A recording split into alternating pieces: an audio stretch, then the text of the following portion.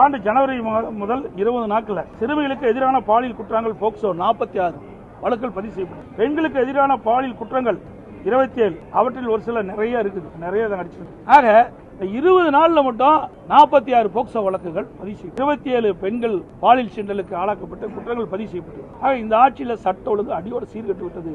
அதற்கு என்ன காரணம்? நிரந்தர சட்ட ஒழுங்கு டிஜிபி நியமிக்கல. நிரந்தர சட்ட ஒழுங்கு டிஜிபி இதுவரைக்கும் நியமிக்கல.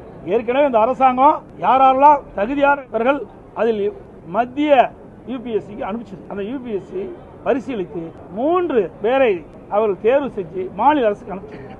அந்த 3 பேரில் ஒருவரை நிரந்தர டிஜிபியாக நியமிக்கப்பட வேண்டும். இதுதான் இது. ஆனா அதை பற்றியே கவலைப்படாத அரசு. ஒரு பொறுப்பு டிஜிபி நியமிச்சாங்க சட்ட ஒழுங்கு.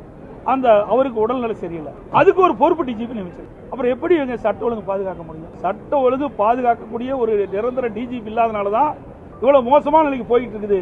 அதை பற்றிலாம் இந்த அரசாங்கத்துக்கு கவலையே இல்லை. தங்களுக்கு கைப்பாவையாக ஒரு டிஜிபி தேவை. அதுல இந்த 3 டிஜிபில ஒருவர் அவருக்கு சாதகமா இல்லை. அதுதான் இப்ப இருக்கிற நிலைமை. அதனாலதான் நிரந்தர டிஜிபி நியமிப்பதில் காலதாமதம் ஆயிடுச்சு.